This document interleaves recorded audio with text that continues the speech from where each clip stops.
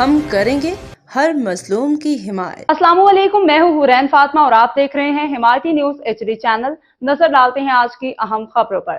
Breaking news, Karachi کے پانی پر دوبارہ ڈاکہ، دمبا گوٹ میں واٹر ٹینکر مافیاز پانی چور دوبارہ سرگرم۔ مبینہ طور پر واٹر بورڈ کے پانی کی غیر قانونی فروخت جاری۔ کراچی سے روزنامہ حمایتی نیوز کے سینئر چیف کرائم رپورٹر حاجی عبدالغنی باریجو کی رپورٹ۔ کراچی کے شہری ایک طرف پانی کی شدید قلت کے باعث بوند بوند پانی کے لیے ترس رہے ہیں، جبکہ دوسری جانب تھانہ میمن گوٹ اور تھانہ ملیر کینٹ کی حدود میں واقع دمبا گوٹ میں مبینہ طور پر ٹینکر مافیا کی جانب سے واٹر بورڈ کا پانی غیر قانونی طور پر چوری کر کے حاصل کر کے فروخت کیے جانے کا سلسلہ جاری ہے۔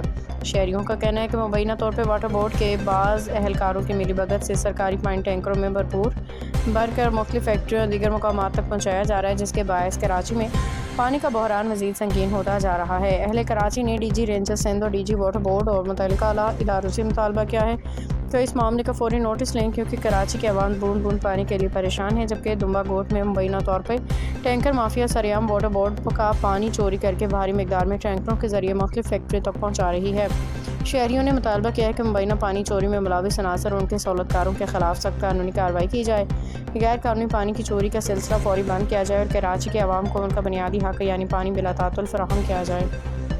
باخبر رہیے ہر جگہ ہر وقت، جانیے ملکی و غیر ملکی حالات و واقعات یقین کے ساتھ۔